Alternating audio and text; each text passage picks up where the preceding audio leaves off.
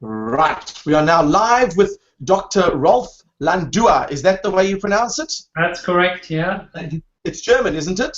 It's German, yeah. Yeah. It's German, okay.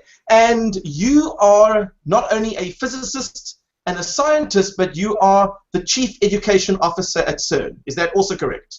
That is correct, yes. That's my okay. So let's start with the basics. Who is CERN? What are you actually doing there? And can you give us a little bit of history? Because CERN has been around for more than a few years, and the Large Hadron Collider, which is obviously the focus of what everyone's talking about, is the second iteration of what was originally there. Is that correct? Well, in a sense, yes and no. I mean, it's, I would say, if you start from the very beginning, which is in 1954, I think it's the sixth iteration right now, you know? Wow, okay, that I didn't know. Okay. Well, let's start at the beginning. I mean, in the early, just after the Second World War, Europe was devastated, and the scientists had left to the United States. And the idea of the European politicians, which was really good at that time, was that we should have a place where all European scientists come together peacefully and do research on fundamental questions. That was the birth of CERN. There were 12 member states from basically Western Europe, and they decided to put their money into one basket and build the biggest possible accelerator at that time, which now looks like a toy, actually, you know? So at that time, even then they were talking about building the biggest accelerator. Yes, of course. It was always CERN's job to build the biggest possible accelerator in the world. And in 1959, we had the biggest accelerator in the world. It's called the proton synchrotron. And since then, CERN has grown and built bigger and bigger accelerators. Now, I mean, in 1971, we had the intersecting storage rings. In 1976, we had the super proton synchrotron. In 1989, we had the Large Electron-Positron Collider, which at that time was already housed in the 27-kilometer tunnel, which we use today for the Large Hadron Collider, which you see on a picture just behind me. So 27 years ago, that tunnel was there? Yes, exactly. It came into existence. It was drilled in 1984, 1985. Yeah, so 20 years ago, roughly. Sure. No, 30 years ago, sorry. Yeah, 30 years ago already. I mean, that's a long time. That really is. So even back then, they were talking about accelerating particles. Now, just for the lay person, we know that everything is made up of matter. Is that correct? Right. Well, yes. Why don't you explain it to us? Because you probably do a better job. Okay, so let's start with what we know. Okay, what we know is that everything that you can see and touch is just made out of three very, very small particles. Two of them are called quarks. One of them is called electron. Okay. Now, these two different types of quarks you can combine in a packet of three in two different ways. Two up quarks and one down quark make a proton, and two down quarks and one up quark make a neutron. Now, if you have a proton and a neutron, you can make all the nuclei which you know in our periodic system. Now, one proton alone is hydrogen, two protons, two neutrons is helium, and so on. Lithium, beryllium, bohr, and so on. Our elements, carbon, nitrogen, oxygen, more and more protons and neutrons. Now, if you add to these nuclei the electrons, then you get all the atoms, and then you can build all the molecules, you can build all the Earth, the stars, the galaxies. Everything that you can see and touch in the universe is made of these three elementary particles. So this is the Lego of physicists. Exactly. Now, okay, I'm getting you. Yeah. Now we have done experiments with accelerators, and what you do in accelerators is you give a lot of energy to small particles, like, for example, to protons or to electrons. That are the typical things we do. And then we let these particles collide. In these collisions, the energy which was originally in the movement is transformed into new particles which were not there before. So we can create new types of particles. Among them are also the protons and the neutrons and the electrons, which we know already. The surprise is when you do that, you produce not only the particles, but also the antiparticles, the antimatter. Because you cannot produce one without producing the other. It's perfectly symmetrical. It's like digging a hole in the ground, very simple. You dig a hole in the ground, you have the hole, but you also have a pile of sand. That makes sense to me. You cannot do the one without the other. Okay? So anyway, now doing this kind of experiments for 50 years, physicists have discovered that not only exists these three types of particles which I just described, the two quarks and electron, but two more families which look just like it, just with a more mass. They are just heavier and they are very unstable. They are called charm quarks and strange quarks and top quarks and bottom quarks and so on. They decay eventually always in these lightest particles, you know. Now, this came as a surprise. We know they exist. We don't know why. We don't know why there are three families, you know. But what we know now is that these particles exist, and that's very important. We very well understand the interactions between them, the stuff which glues them together. Because we need glue in order to make the protons and the neutrons out of the quarks. We have to glue the atoms together. That's the electromagnetic interaction. And then there's another one which is called weak interaction, which allows to transform one in the other particle. You know, that is very, very important in the stars, in our sun, because that's the only way the sun can produce energy. And because it transforms hydrogen into helium, you know, and for that you have to transform two protons into two neutrons. Otherwise, it wouldn't work. So now, this is something we did speak about earlier, but just for the people that are watching, you take particles that are very tiny that we can't see, but now you mentioned that you can see them. Yes. What do they look like? Well, they look like round little spheres. So they actually look like, in fact, there was a lovely movie. There was a lovely movie called The Powers of 10. I don't know if you've ever seen that one, from the 70s.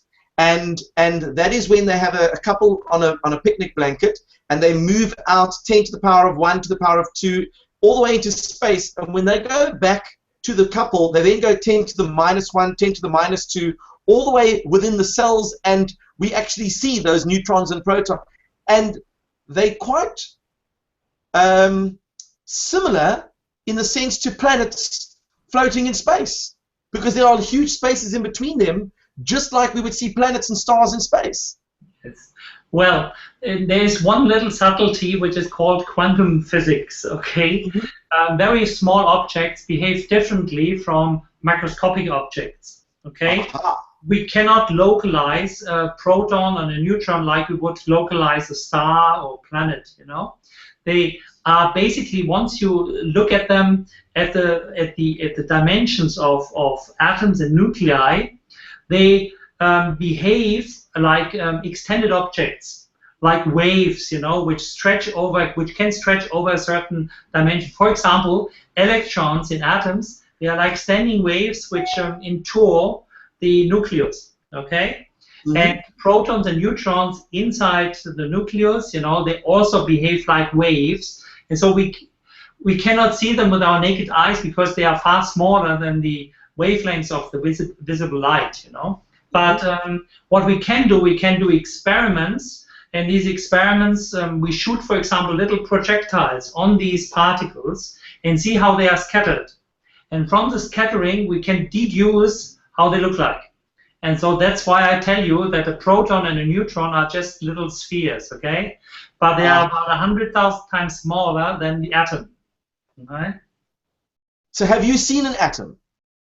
Well, the atom actually you can see, again, not with visible light, but what you do is you have a little needle, okay? The needle is so pointy that on the top there's just one single atom sitting at the top of the needle, you know? And then you let needle go over the surface of something, you know, which contains either simply a crystal, and then sort of when you move this needle over the top of atoms, you can see basically the curvature if you want. You can visualize the form of this atom, or you can put things on top of this crystal, and then you can make visible these shapes which are on top of this crystal, and you can visualize single atoms in this way with this needle tip. It's called a electron microscope, or a tunnel electron microscope, or something like that. That is incredible. So effectively, I mean, you're dealing with things that are so tiny that perhaps there's a chance that maybe we don't fully understand them and the way they look, because some of it is conjecture. Or are you quite comfortable that you know exactly what they look like? Yes. Yes, we are. Absolutely. You see, I mean, it's not only the direct sort of bombarding of particles which we use in order to make things visible. It's also that they have charges, electric charges, okay?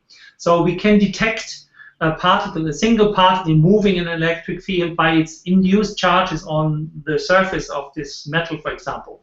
So we know at any time where the protons, which we want to accelerate, are actually located. You know, are they here, are they there, are they there, and so on. We can measure that. So it is possible to see indirectly where these particle beams are, and we can detect them at any moment without destroying anything. Wow. Okay, so now let's pretend we've identified the various protons, neutrons, and quarks in the identity parade. You decide you want to shoot them at each other in this giant tunnel. How do you get these tiny little particles to collide? Because it's a large tunnel. I mean, how wide is the tunnel?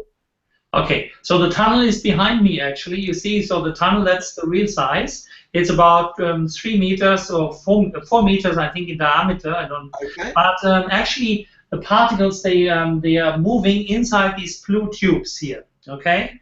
And inside, if you could look inside there, you would see 2 beam pipes which are about this size, okay? So about 4 centimeters or so. And inside of these beam tubes, first of all, there's nothing, absolutely nothing. Every piece of air has been pumped out, okay? Because when we accelerate beams, they must not collide with air molecules. Okay. So it is really empty in there, yeah? And then we inject beams. One beam goes in this direction, the other beam goes in the other direction. Okay, they run separate. Okay, we have made the magnetic field in a way, these magnets, that one magnetic field points down, the other magnetic field points up. So they can run basically in opposite direction in the same magnet, you know, just because it's opposite. Okay, now, of course, that doesn't help us. As long as they are not crossing, they don't do anything. So we have 4 places where the beams cross, okay? So the outside beam goes to the inside, and the other outside beam goes to the other inside. I know, I mean, you understand what I mean. So, exactly. So basically in between there, and that's about a distance of about 100 meters, so 50 meters on each side, we have to now aim with the beam to the other beam so that the two cross exactly in the middle of a huge camera, okay? A huge camera which we call a detector, okay? So basically these 2 beams now, they are steered so that they collide exactly in the middle of these two directions, okay? Over 50 meters. And in this collision point, they have about the size of a human hair. They're about, usually they're about 1 millimeter or so, but they are only 35 millionths of a meter. So 35 micrometers, okay? And in this point, they cross. Now, it's not a beam which is distributed over the whole accelerator. It's usually bunches of beams, little bunches which are about that size, okay? And in each bunch, which is the size of a human hair in diameter and about a few centimeters long, there are 100 billion protons contained, okay? So you have 100 billion protons here, another 100 billion protons here, which collide in this point. Well, some of them collide, actually. Some collide. Just about 10 or 20 out of these 100 billion.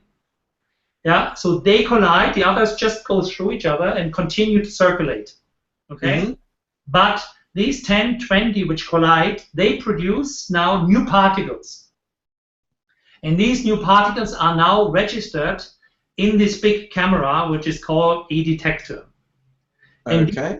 How does it detect the collisions? Because I mean, if these are such small particles, they probably happen in millionths of a second. How are you able to detect that? Okay, so the event, you know, happens even much faster. It's a billionth of a second. Okay. A billionth of a second. Wow. Within the billionth of a second, these two particles have crossed each other. How do we see them? Well, because they produce hundreds of new particles, which all splash out to all sides. Okay. So suddenly there is a big splash of, say, 100 or 1,000 particles, which now go in all directions.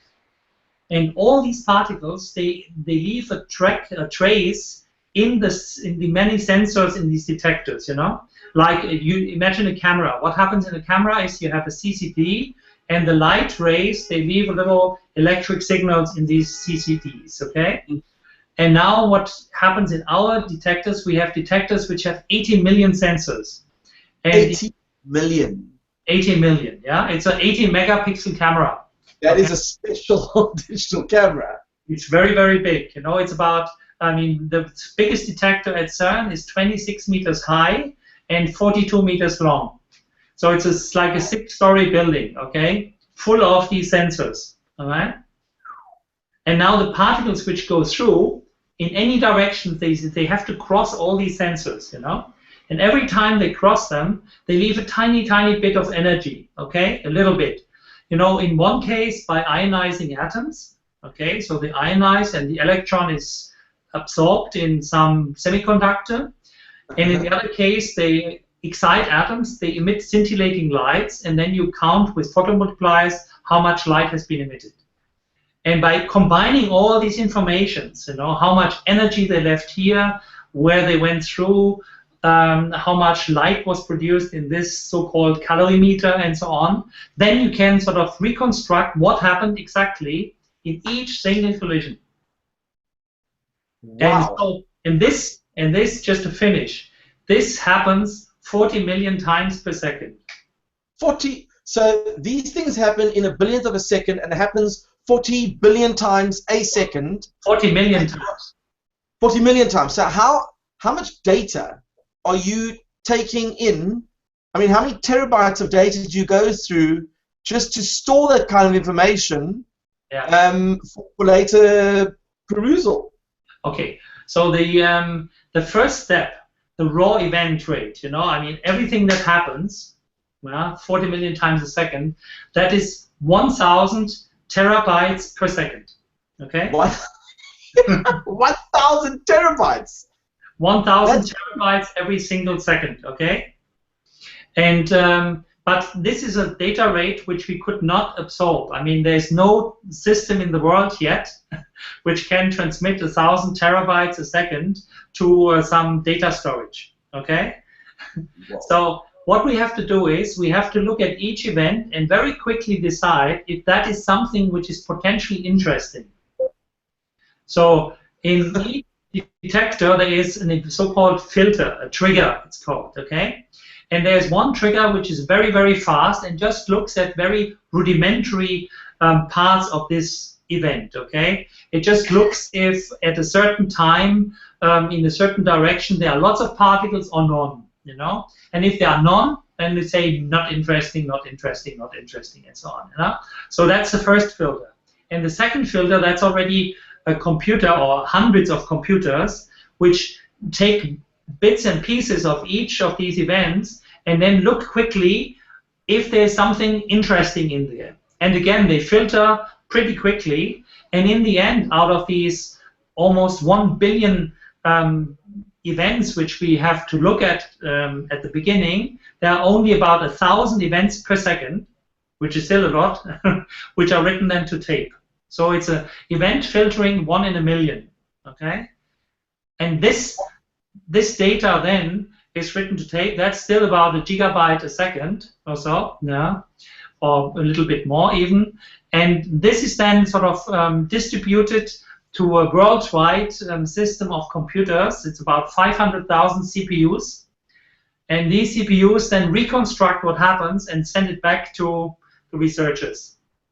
I mean, that is just insane. If you think about the fact that you've got this wonderful toy to play with, but the irony is that you don't have the mechanism to store the kind of data that you want. And what would happen if you discovered that maybe the content that you were filtering could be filtered differently and could actually yield results, and things that you thought were no longer important could have been very important, and yet to store 1,000 terabytes, now a terabyte is 1,000 gigabytes. So 1,000 terabytes is 1,000,000 gigabytes of storage every second. I'm blown away at the numbers. I mean, that is just ginormous. So then you're getting all this information, you're storing it, you're filtering it, and then all of a sudden people start talking about God particles. What is that all about? Yeah, okay. Well, first of all, to answer your implicit question, do we lose anything by filtering? The answer is no. We are, of course, aware of the potential that we filter something out which may be super interesting. Mm-hmm. So there is still a little stream of data which is written to tape, which is basically unfiltered, okay? So we call that minimum bias data. So these data exist, and they can be looked at if somebody has a great idea what might be hidden somewhere.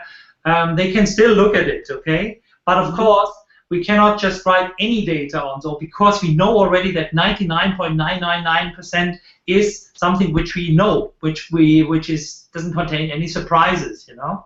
Because we have been doing these kind of experiments for 50 years, so there is already a lot of knowledge about what's happening when you collide particles, you know? So we are looking for something which is new and surprising, you know? Now we're coming to your the God particle. I mean, we don't like this name because it has nothing to do with God or religion or anything like this. Where did the name come from then? Why do they call it that? No physicist in his right mind would call it this way. Okay. This has been named like this because a famous American physicist wanted to write a book about the Higgs particle, okay, which was predicted to exist in 1964 already, okay. And he wrote that book in the late 80s, you know. His name is Leon Lederman, you know. He was director of Fermilab, and he went to his editor and said, "I want to write a book about this particle, you know, which we have been looking for 25 years, and we haven't found this goddamn particle. So I want to call this book The Search for This Goddamn Particle." Okay. And the editor in the US said, "I mean, we cannot put a blasphemous title on your on your book. You know, I mean, that would insult all the Christian fundamentalists in our country. You know, we'd get into trouble." So he said, "We cannot call it the goddamn particle." You know, so he just left the damn it out. You know, so I called it God particle. Okay. And well, stupidly, Leon Lederman agreed on that. You know, and since then it has this stupid name. But we don't call it this way. We call it simply the Higgs particle or the Higgs boson. And now I guess you want to know what it does or why it's so important. First of all, why was it so special that he needed to know that it existed? How did you then discover that it existed? And what are you going to do with that information now that you know? Yeah. Okay. Well, that's 3 questions. Oh, Let's start with the first issue. Well, you see, I mean, physicists try to make a model of the world which is the simplest possible, that explains everything, okay? So in the late 50s, people came up with a very simple principle. You know, it's called gauge invariance, you know. You don't have to know what this means, but very simple principle, very elegant. And you can show that basically all interactions in nature can be derived from this basic principle. And well, and it looks very elegant, very nice, and so on. And it was basically the dream of physicists to use that principle in order to describe all the interactions, you know. But there is one big problem, you know. And the big problem with this is that when you describe the interaction, with this method, then you cannot describe anymore why these particles have mass. Okay, so suddenly you have the problem that you have a beautiful theory, but it does not describe what you observe in nature. Because we know particles have mass, because otherwise we would not exist, we would not sit here, it would just be radiation, and we would be propagating through the universe with the speed of light. Okay, so in 1964, several physicists, they were thinking, well, how can we solve that problem? Okay, and what they basically did was they looked at this theory and found a way how to give mass to these particles without violating any of these other things which were already known. And the method they applied was basically they said our universe is filled with a field that interacts with each single particle and gives it its respective mass. And this is the famous Higgs field. Okay, this field you can imagine sort of like a fluid which doesn't have a friction, so you can move through this fluid without being slowed down. But as soon as you want to change the direction or you want to move faster or slower, you have to overcome some resistance. And this resistance is what we call mass, okay, inertia. Okay, so if you want to, I don't know, push your son on a swing, you have to push and give a force, and this resistance which you feel, that is the effect of the Higgs field. Okay. That was the theory in 1964. Now, the field itself, we cannot observe directly. I mean, we cannot sort of have a microscope and look around, where is this field, But there's one trick which we can do. We can excite a wave inside this field. It's like when you sit in your bathtub, and maybe the water is so transparent and so smooth that you don't see it. And then you give a little bit of energy to this water, and you create a wave. And then you see the wave in front of you. And the analogy of the wave, that is the Higgs boson. Okay? So we clap into our hands, we excite this Higgs field, and we produce this Higgs particle. Okay? This Higgs boson.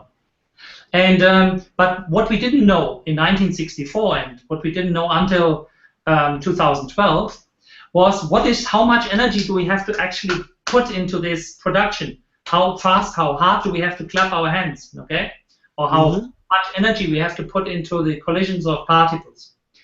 And that was basically what we found out. It's 125 GeV, and we could prove this is really the Higgs boson predicted. Okay, and when we discovered it, and we measured sort of exactly all predictions which went with this Higgs boson, okay, from 1964, and we could show, well, actually, it fits, okay, it fits exactly the description. For many physicists, I told you in our first interview, that physicists usually like to disprove theories, okay? So many of my colleagues, they bet that this particle would never exist, and if it exists, it had completely different properties. They all lost their bets, They were really disappointed. So anyway, so now, having produced this Higgs boson, we now know that the theory, which was just a pure theory in 1964, is actually correct, that we understand how particles get to their mass. And so now we have a means to explore things which are actually stored in the empty space.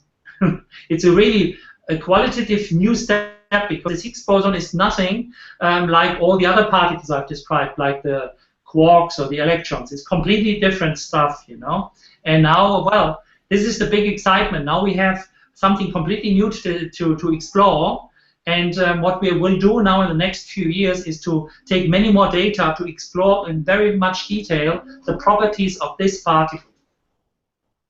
Sure. So I mean, first of all, eating humble pie must have been tough for some of the scientists who were convinced that it didn't exist. And for Higgs boson, is he alive? Was he around when they discovered it? Well, he's already quite old. He's about 85 or so. but he kept in good shape, you know, and he came to the Discovery talk, you know.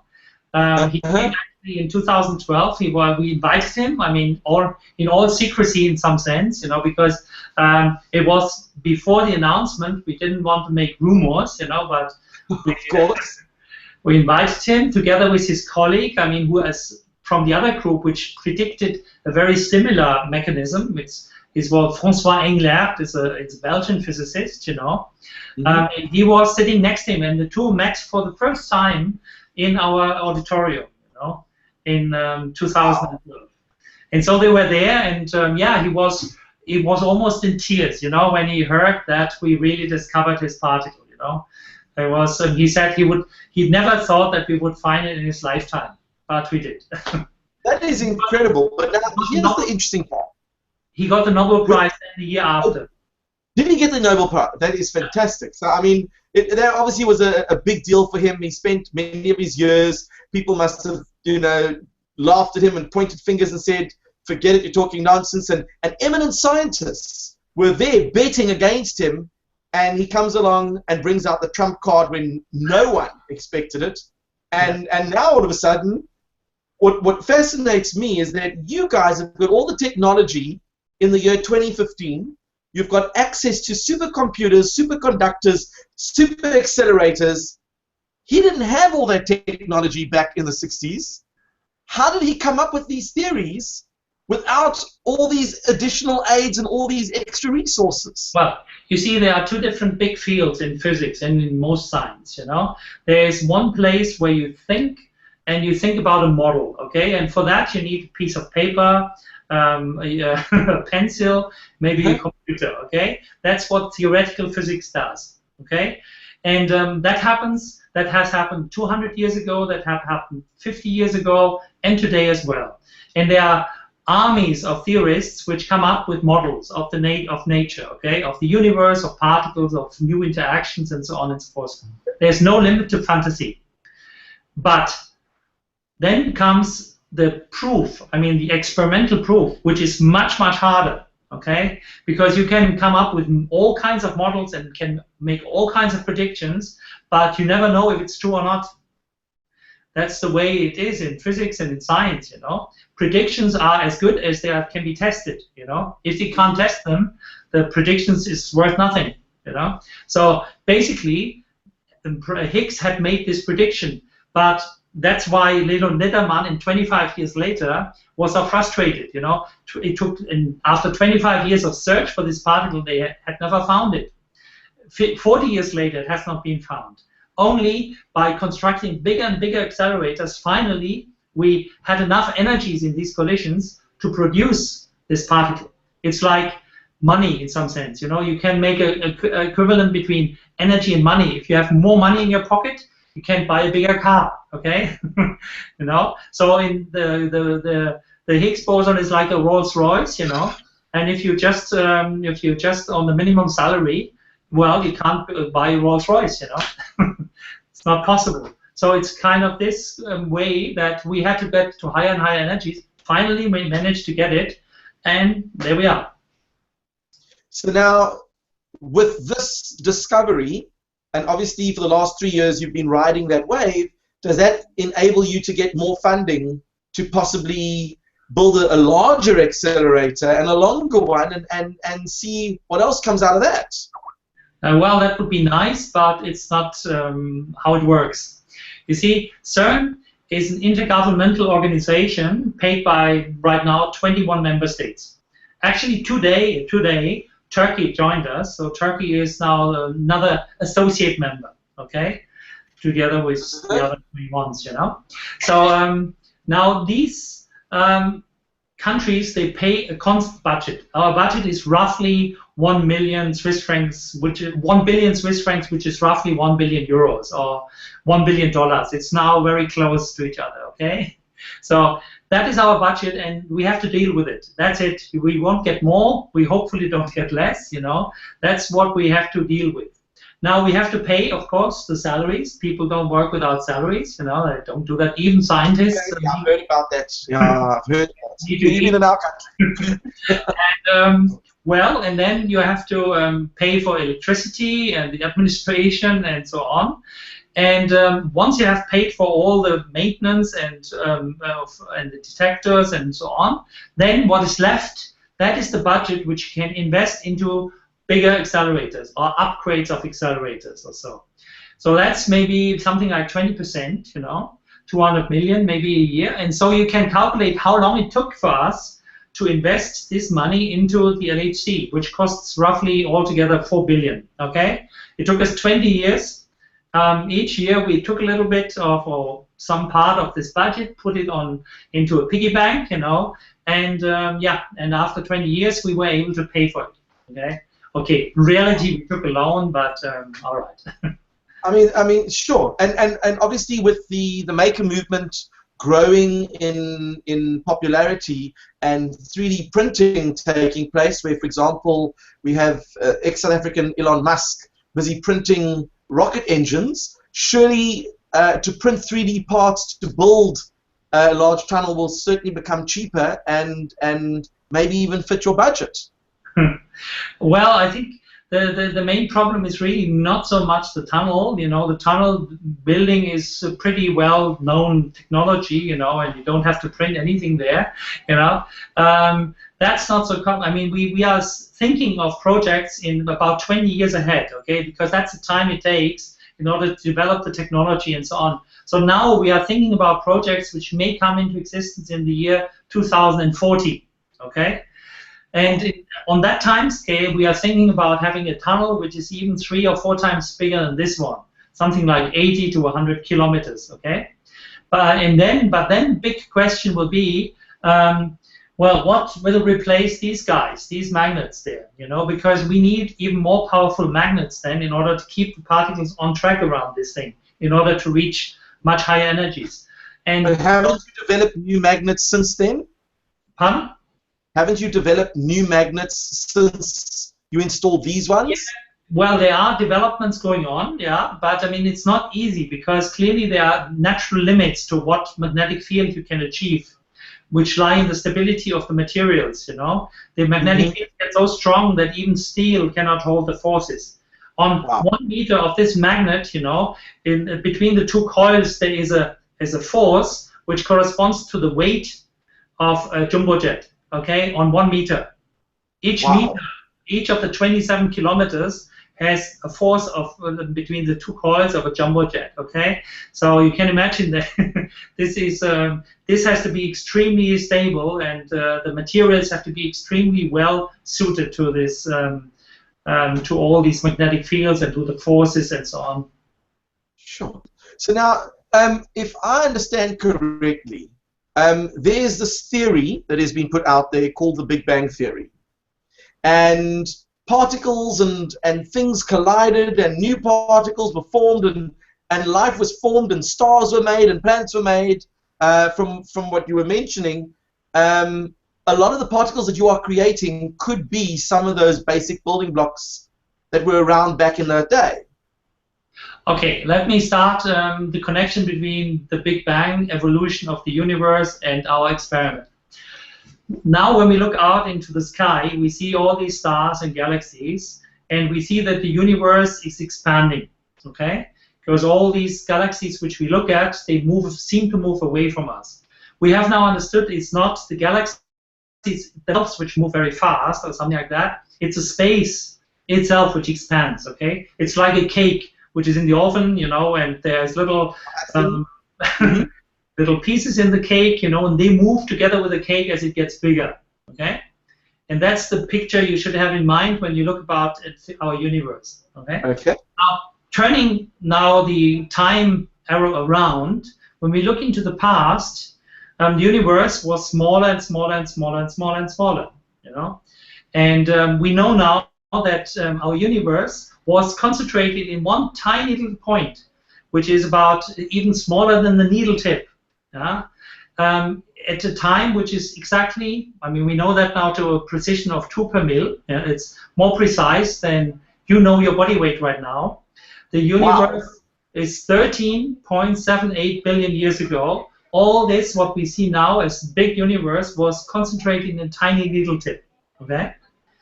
And at least that was the beginning of what we see now outside, you know. And we can now describe, basically, at least through time, which is pretty close to that point, it's about a trillionth of a second, you know, just after the Big Bang happened, we can describe exactly what happens between there and the time today. All single steps are pretty well known. So I tell you the step from that moment onwards. At 10 to the minus 12 seconds after the Big Bang, we know there were the quarks and the electrons, which I just described to you, okay, make our matter. So all the particles which are in your body, yeah, all the particles, they come directly from the Big Bang. So you are 13.7 billion years old. Me too. Everything you can see and touch has this age, you know? Well, you don't look a day older than 40. I don't know how you do it. Yeah, well, I have a good sleep. Very key, very key. Let's keep well, you know. Okay, so this is basically the beginning. Now, given that at that time we know already all the laws of nature had already been sort of decided. How that came about, that's a good question. We don't know. But at 10 to the minus 12 seconds, the nature looked already very much like it looks today. Okay? So there were the quarks and the electrons and so on. And then within about a very short time, something like a millionth of a second, all the quarks got caught up in the protons and the neutrons. Okay? And then in the next few minutes, about 10 minutes, some of these protons and neutrons, they could coalesce, you know, and form helium. Okay? So, but then the universe was already much bigger and too cold, well, relatively cold, say, in order to form more of these nuclei. So there was nothing else but hydrogen and helium for the first few hundred million years in the universe. Okay? Now, we know now that about 380,000 years after that moment, the protons and the helium nuclei, they caught some electrons and formed atoms. Okay? And at that time, the universe became neutral. I mean, there were no free charged particles anymore floating around, you know. So at that time, the universe became transparent and completely dark. Whoop, was dark suddenly. And now, long time, nothing happens. Not all dark, millions of years, you know. It's just these hydrogen and helium atoms which float through space. But slowly, gravity between these, gravitation, you know, pulls these dust more or less together. And then after about, we think, 300 to 400 million years, the number is right now floating a bit, but that's the order of magnitude, the first stars formed. They're big balls of gas, hydrogen and helium. All stars in the galaxy, all stars in the universe contain the same fraction of hydrogen and helium. And these stars then clump together and start burning. You know, fusion inside the stars makes heavier elements like carbon, nitrogen, oxygen. And then some of these stars are very big. They don't live very long. I mean, for star lifetimes, you know, something like 500 million years or so. And then after a billion years or 2 billion years, the first stars start to explode. And they throw all this stuff, the carbon, the nuclear, the nitrogen, the oxygen, and in these explosions themselves, you know, there are very heavy elements produced, like gold, you know, and all that poof is thrown into space in giant explosions. And then these clouds, again, they move through the universe for a while in a galaxy and so on. And then suddenly another stars explode and creates a shock wave. And that then bakes the next cloud from which a next generation of stars comes along. And here, 9 billion years after the Big Bang, in this region where we live now, our solar system came about like this. Okay? And then we had, and only because there were previous generations of stars, we have on our planet, we have all these heavy elements, you know. Of course, we have carbon, nitrogen, oxygen. We have water, hydrogen, oxygen makes water, and so on and so forth, which create then the possibility for a second evolution, which is the biological evolution. Okay? And so we are living on this planet for 4.6 billion years, roughly, you know. And it took about 800 million years until the first tiny organisms evolved. It took 800 million years. That's a long time, you know. But these were the archaeobacteria, which you can still find in hot salient sources and so on. And then, again, not much happened on the planet, except that there were these little single-celled organisms, you know, in very exotic places, because the Earth didn't have enough oxygen, you know. And it took a while until this oxygen sort of could get out of the different rocks and so on. And only about 600 million years ago, which is now already pretty close to our times, you know, higher organisms formed. You know, there was a kind of an explosion of life at that time. And since 600 million years until to now, you can follow the different steps that life has taken in order to finally make us. So in some sense, there is a cosmic evolution in the first place, which is described by relatively simple physical laws. And then there is a biological evolution which happens on planets. If they are just in the right place, you know, it's a Goldilocks place, you know, not too hot, not too cold, with some water, you know, and some oxygen around and so on, and then it's fine. Yeah?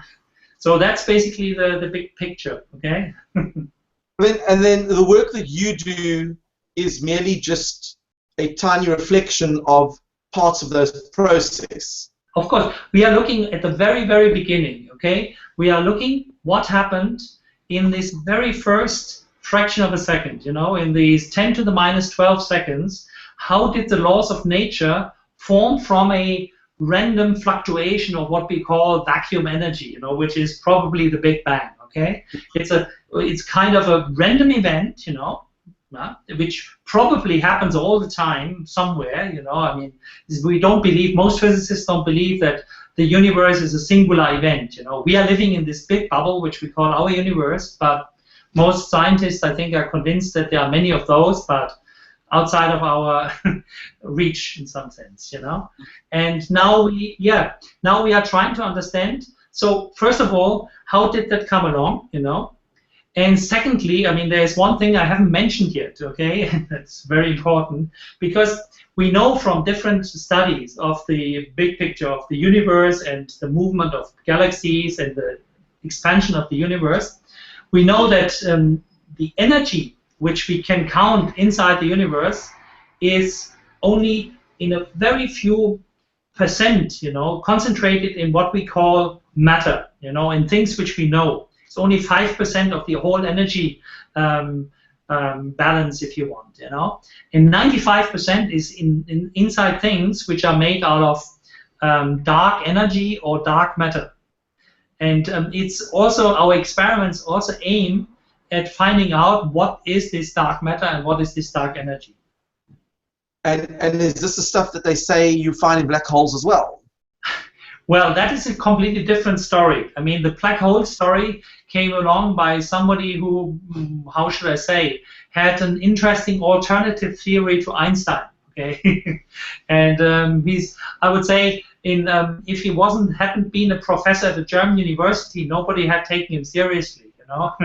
But I tell you the whole story. The whole story is that there are theories, you know, many, and one of these many hundreds of theories which we have nowadays, which assume that we are living in a higher dimensional space. So that in reality, there's not only the 3 dimensions of space which we love and which we use to navigate, but there's an additional 4th dimension, for example, or maybe a 5th and a 6th dimension. That could also be. Yeah.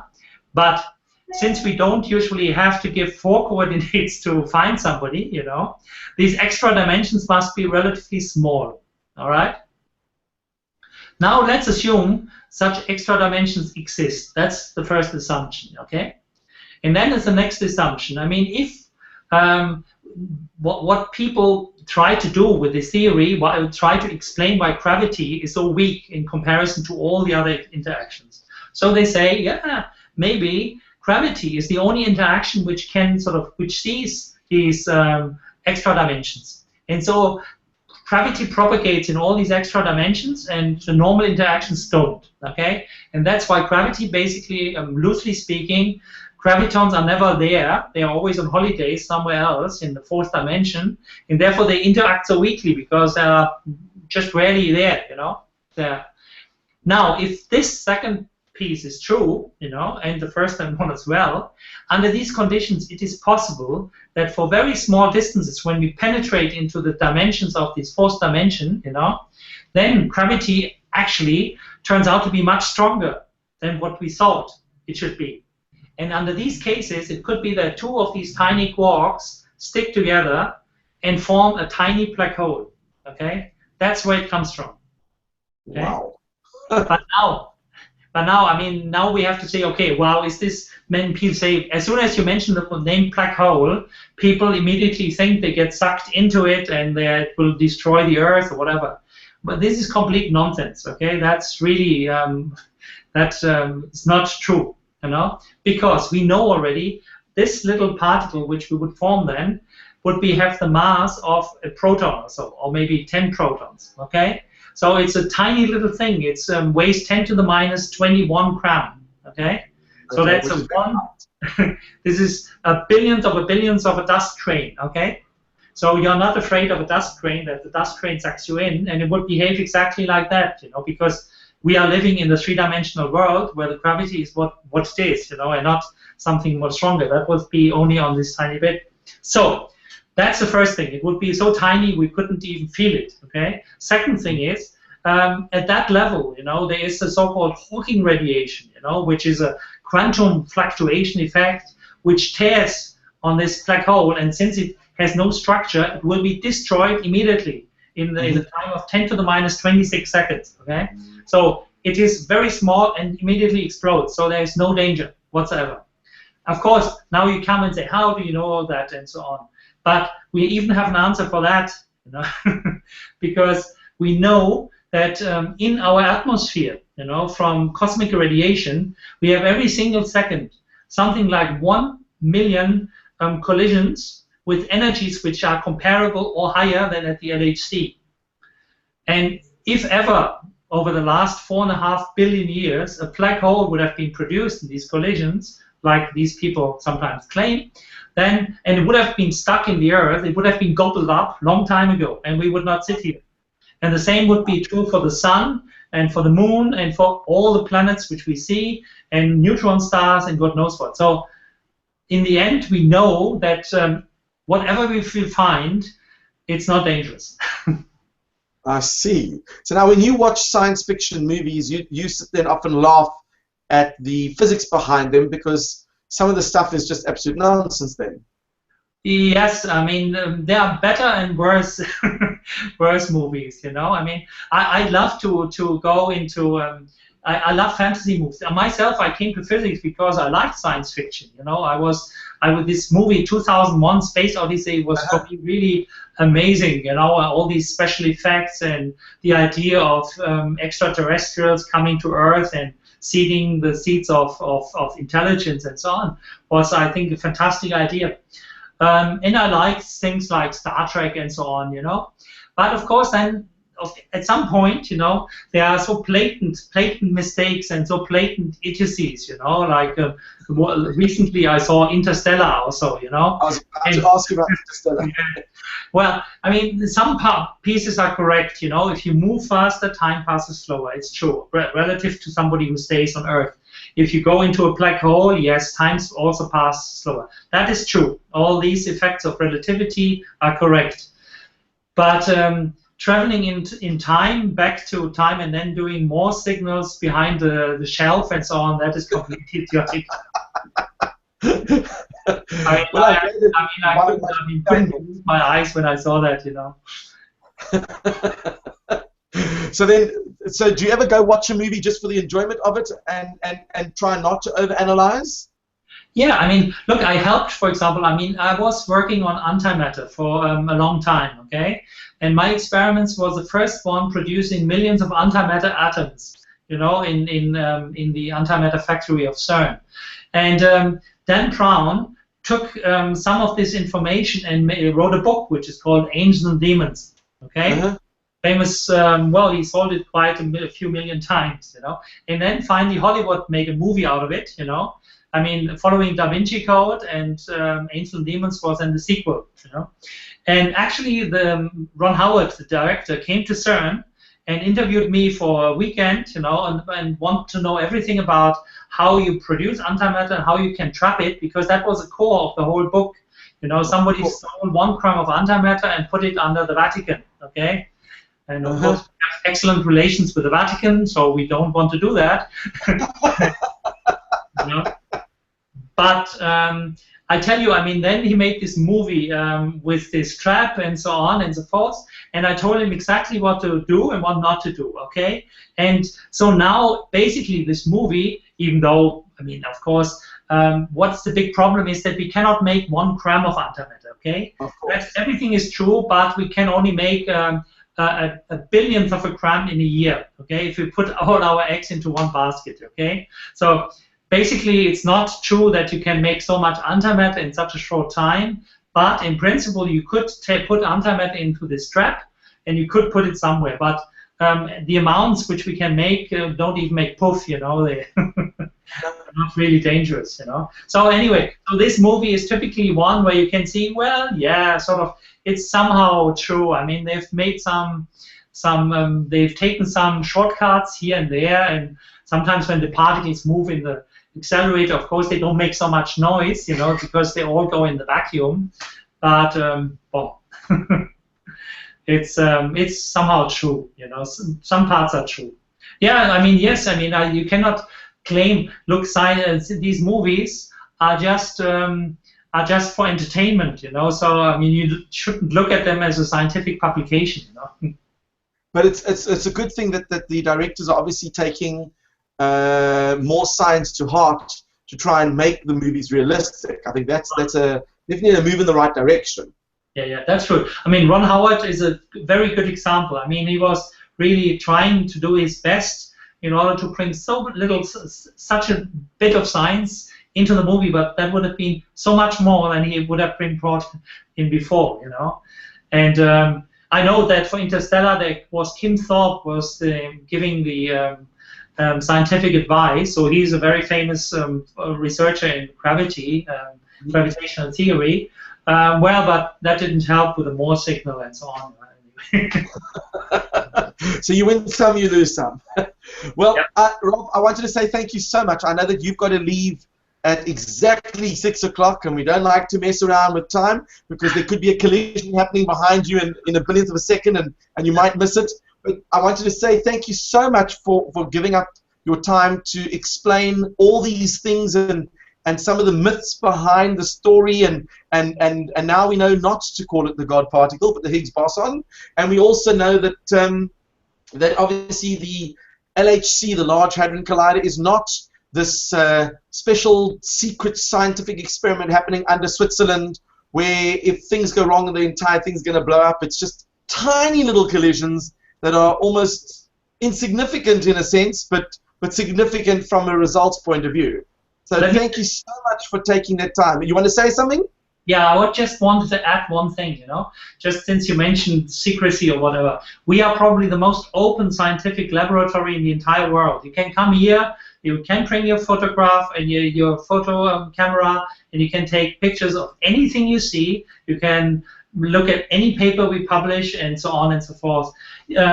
We have 120,000 visitors each year, which are guided tours to all these installations.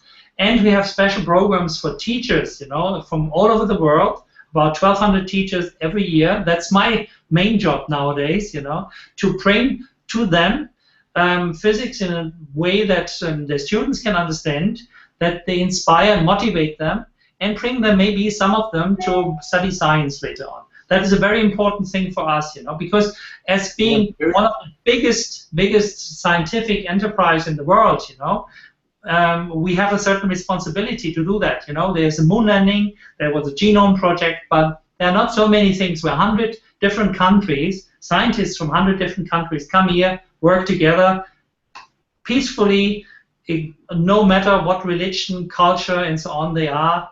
We are all working together. And maybe one day, just as to conclude all that, you know, maybe one day there are more CERNs, you know, which study together how to solve the climate problems, how to solve the energy, the storage problems, and so on. And that would be great. I think that would be a wonderful way to end off, that hopefully we do find other CERNs out there, in the sense that, you know, I think there was a principle that Einstein and a whole bunch of other scientists used to get together and have discussions and meet, and they say that those are probably the most fruitful sessions, because in those days they were able to share with each other and listen and not criticize and give feedback to each other. Nowadays a lot of scientists, unfortunately, because of research money, can't give away secrets because they're worried they're going to lose their funding. But I'm glad to hear that you guys, for example, have got so many countries involved in what you do, that what you find is being shared, and people are encouraged to obviously be open about it. So that it really is a fantastic thing. So thank you so much for giving up of your time. And I look forward to meeting you in person when I come to CERN one day and visit the LHC, and hopefully get to tick another thing off my bucket list as well. Okay, you're welcome. Thanks a lot, and we're going to end the broadcast here. Let's see if we can get it working.